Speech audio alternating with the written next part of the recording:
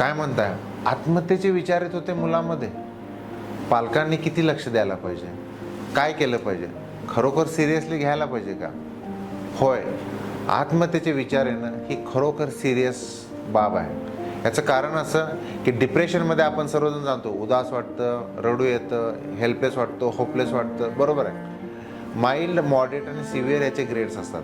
पण आत्महत्येचे विचार येणे किंवा आत्महत्येचा प्रयत्न करणे हे सिव्हिअर सुसायडल कंडिशनमध्येच असतं, सिव्हिअर इलनेसेसमध्येच असू शकतं.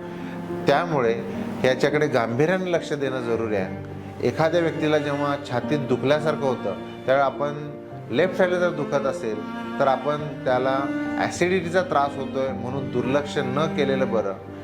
तज्ज्ञ डॉक्टरला म्हणजे कार्डिओलॉजिस्टला, फिजिशियनला दाखवून आपण इमर्जन्सी जर चेक करून घेतलं, हा हृदयाचा धोका आपण टाळला तर जसं आपण म्हणतो जीवावर बेतण्यासारखी जी गोष्ट असते ती टाळू शकते. तसंच आत्महत्येचा विचार एखाद्यानं जर बोलून घेतला, बोलून दाखवला, तर आपण चेस्ट पेनला जेवढं व्हॅल्यू देतो तेवढंच आपण व्हॅल्यू दिलं पाहिजे. आणि ताबडतोब नातेवाईकांनी सायकॅट्रिस्टकडं घेऊन कन्सल्ट केलं पाहिजे की त्या आत्महत्येच्या विचारामागे कारण काय आणि ताबडतोब आपण कोणता इलाज केला पाहिजे.